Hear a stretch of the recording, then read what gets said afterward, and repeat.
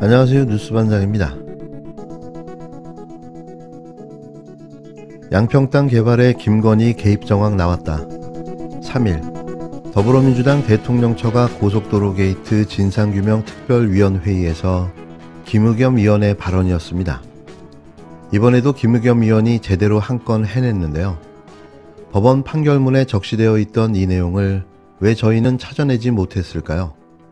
지난 2011년부터 2016년까지 각종 특혜 의혹과 비리로 얼룩졌던 윤석열 대통령 장모 최은순 씨의 양평 공지구 개발 사업에 김건희 씨가 직접 투자를 유치했던 정황이 드러났습니다. 이런 사실은 당시 사건의 재판 판결문에 그대로 적시되어 있었는데요. 말로만 회자되며 설왕설래했던 내용이 법원의 공식 판결문을 통해 드러난 겁니다. 고속도로 게이트가 터진 지 한 달이 훌쩍 넘었습니다. 그런데 윤석열 대통령은 완전히 입을 닫고 있습니다. 그저 남의 일이다, 이렇게 치부하고 싶은 모양입니다. 그런데 이는 남의 일도 장모의 문제만도 아닙니다. 바로 부인인 김건희 여사의 문제입니다.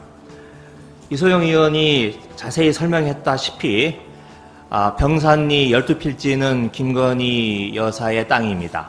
그리고 처가 회사인 ESIND가 양평군에 많은 땅을 가지고 있다는 것도 잘 알려진 사실입니다. 오늘 제가 판결문을 하나를 가져왔는데요. 이 내용을 보면 ESIND의 부동산 사업, 토지 개발 사업에 김건희 여사가 얼마나 깊숙이 관여했는지 잘 드러나고 있습니다. 이 두 번째 페이지를 보면 이런 내용이 나옵니다. 최은순의 딸인 김건희가, 장모가 아닌 김건희 여사입니다. 최은순의 딸인 김건희가 배아무개에게 양평 공흥지구 사업에 투자할 것을 권유함에 따라서 8억 원을 투자했다라고 하는 대목이 나옵니다. 장모가 아닌 김건희 여사가 직접 나서서 투자자를 찾고 권유를 해서 8억 원을 투자하도록 만든 겁니다. 그리고 당시에 8억 원은 이 사업에 들어가는 전체 돈의 10%에 해당되는 큰 금액이었습니다. 고속도로가 뚫리면 그 혜택을 보는 것은 처가만이 아닙니다. 부인이 혜택을 보고 또 이 혜택은 윤석열 대통령 본인의 혜택이기도 합니다. 민주주의에서 권한에는, 권력에는 책임이 따릅니다. 그리고 그 책임의 기본 중에 기본은 국민들이 물었을 때 성실하게 답하는 것입니다. 이날 김의겸 의원은 김건희 씨의 8억 원 투자 유치, 법원도 인정했다며 법원의 판결문을 꺼내 들었는데요. 이 판결문을 보면 당시 최은순 씨 소유의 가족회사 ESIND의 부동산 사업, 토지개발 사업에 김건희 씨가 얼마나 깊숙이 관여했는지가 잘 드러난다고 지적했습니다. 그러면서 그는 판결문 내용을 요목조목 짚어가며 근거를 제시했는데요. 최은순의 딸인 김건희 씨가 장모가 아닌 김건희 씨입니다. 최은순 씨의 딸인 김건희 씨가 배 아무개에게 양평 공흥지구 사업에 투자할 것을 권유함에 따라서 8억 원을 투자했다고 하는 대목이 나온다고 팩트 체크했습니다. 장모가 아닌 김건희 씨가 직접 나서서 투자자를 찾고 권유해서 8억 원을 투자하도록 만들었다는 건데요. 그리고 판결문에 따르면 당시 8억 원은 이 사업에 들어가는 전체 돈의 10%에 해당되는 큰 금액이었다고 강조했습니다. 그러면서 그는 고속도로가 뚫리면 그 혜택을 보는 것은 처가뿐만이 아니다라며 부인이 혜택을 보고 또 이 혜택은 윤석열 대통령 본인의 혜택이기도 하다고 목소리를 높였는데요. 파면 팔수록 드러나는 놀라운 사실들. 이런데도 윤 대통령과 김건희 씨는 침묵으로 일관하고 있는데요. 대통령 임기가 끝나면 부부가 둘이 나라니 법정에서는 대한민국 최초의 대통령 내외가 되지 않을까 싶습니다. 백투더퓨처, 시간을 되돌리는 방송통신위원장의 등장. 윤석열 정부의 대한민국은 매일같이 다이나믹한데요. 진심으로 이러기도 쉽지 않다는 생각을 갖게 합니다. 이동관 방통위원장 후보자가 등장하자마자 마치 준비된 것처럼 방송 장악을 위한 사전 작업이 일사불란하게 진행되기 시작했는데요. 이러려고 그 자리에 이동관을 앉혀놓은 거죠. 느닷없이 시작된 MBC 방송 문화진흥회에 대한 방통위의 동시다발적 감사, 보수성향단체의 국민감사 청구로 시작된 감사원의 방송문화진흥회의 감사는 지난 2월부터 계속되고 있습니다. 감사원의 직접 감사 대상이 아닌 MBC와 관계 회사의 지난 7년간의 경영 전반에 걸친 자료를 요구한 데 이어 3일 권태선 박문진 이사장을 감사원으로 직접 불러 조사했는데요. 감사원과 방통위 등 국가기관이 온갖 위법 행위를 저지르면서까지 MBC와 박문진이 하고 있는 일은 언론 장악이 아니고 도대체 무엇이란 말입니까? 위법하고 부당한 국민감사가 어떻게든 저를 해임하고 우리 박문진 이사를 해임하고자 하는 꼬투리를 잡기 위한 감사였고, 권 이사장은 이에 대해 국가기관이 총동원돼 MBC를 장악하려 한다고 비판했습니다. 박문진에 대한 감사와 검사도 부적절하다고 반박했는데요.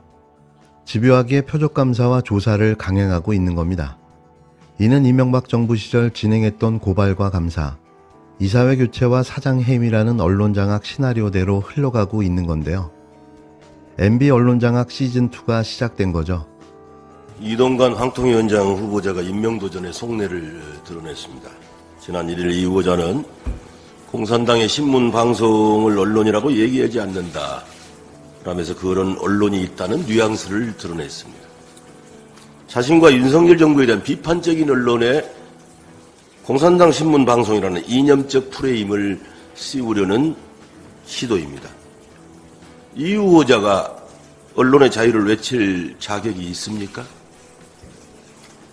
그는 대변인과 홍보수석으로 활약했던 이명박 정부 시절에 언론장악 계획을 수립하고 언론인들을 사찰까지 했습니다. 그 결과 노무현 정부 때 31위를 기록했던 언론 자유 지수는 이명박 정부에서 69위까지 곤두박질 친 바 있습니다. 그 중심에 이동관 후보자가 있습니다. 언론의 통제와 차단은 비극적인 결과를 낳는다는 건 역사를 통해서도 입증됩니다. 괴벨스로 대표되는 나치 독일의 선동정치와 언론 통제는 홀로코스트와 2차 세계대전이라는 참혹한 결과를 가져왔습니다. 후한 말기 황제의 눈과 귀를 가렸던 십상시들은 온 나라를 전쟁터로 만들었습니다. 피해는 오롯이 선량한 국민들에게 돌아갑니다. 이동관 후보자의 발언과 과거 행적에 괴벨스와 십상시가 오버랩됩니다. 당장 후보자직을 내려놓기를 촉구합니다.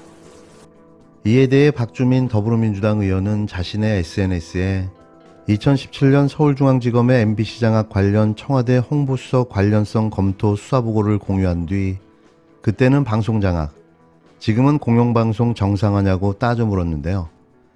당시 검찰은 2010년 3월 2일 국정원이 작성한 MBC 정상화 전략 및 추진 방안 문건의 출처에 대해 청와대 홍보수석실이 실질적인 문건 작성 지시자로 추정된다고 지목했습니다. 또 청와대 홍보수석실에서 국정원을 통해 MBC에 대한 청와대의 지시를 잘 따르는 경영진을 구축하고 정보를 비판하는 내용의 방송을 제작하는 기자, PD, 간부진을 모두 퇴출시키고 MBC의 프로그램 제작 환경을 경영진이 통제할 수 있도록 하는 등 방송사 장악의 계획을 세운 것으로 판단된다라고 수사보고서에 적혀있다고 지적했는데요. 이에 대해 박 의원은 검찰은 이명박 정부의 언론장악 시도를 분명히 확인했다. 당시 홍보수석 비서관이 바로 이동관 후보자이고 서울중앙지검장이 윤석열 대통령이라고 직격했습니다.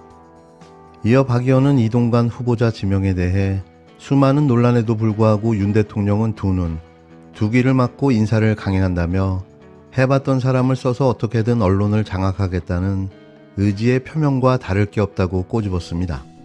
지금 이 시점에 10년도 지난 올드보이 방송장악 전문가를 소환한 이유는 단 한 가지뿐입니다.